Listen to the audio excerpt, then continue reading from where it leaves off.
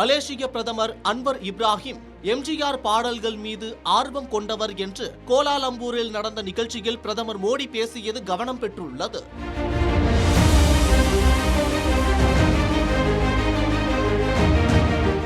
இரண்டு நாள் அரசுமுறை பயணமாக மலேசியா சென்ற பிரதமர் மோடி கோலாலம்பூர் விமான நிலையத்தில் மலேசிய பிரதமர் அன்வர் இப்ராஹிம் நேரில் சென்று வரவேற்றார். பிறகு சிவப்பு கம்பளம் வரவேற்பும் அளிக்கப்பட்டது.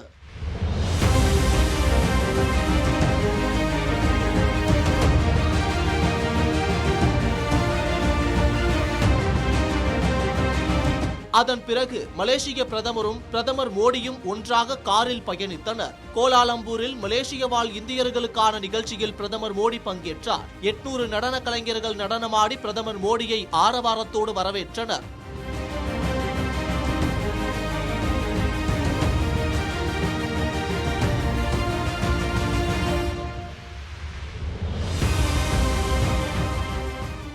அந்த நிகழ்ச்சியில் பேசிய பிரதமர் மோடி, மலேசியா என்பது இந்திய வம்சாவளியினர் அதிகம் வசிக்கும் 2வது பெரிய நாடாக உள்ளது.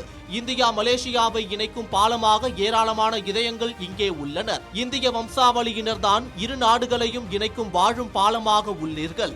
இரு நாடுகள் இடையே உணவு பழக்க வழக்கம், மொழி ஒற்றுமைகள் உள்ளன.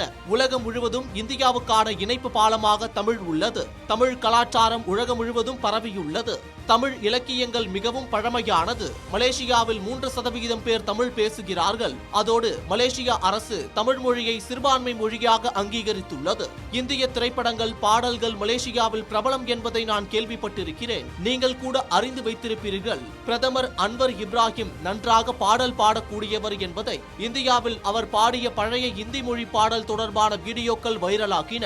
எம்ஜிஆரின் தமிழ் பாடல்களை அதிகம் விரும்பக்கூடியவர் என்பது அற்புதமான விஷயம் என்று கூறினார். இன்னும் சில மாதங்களில் தமிழகத்தில் தேர்தல் நடைபெறவுள்ள நிலையில் தமிழ் மொழி பற்றியும் எம்ஜிஆர் பற்றியும் பிரதமர் மோடி பேசுவதை அரசியல் நோக்கத்துடனே பார்க்கப்படுகிறது. மேலும் தமிழகத்தில் பாஜக எம்ஜிஆர் துவக்கிய அதிமுகவுடன் கூட்டணி வைத்துள்ளது என்பது குறிப்பிடத்தக்கது.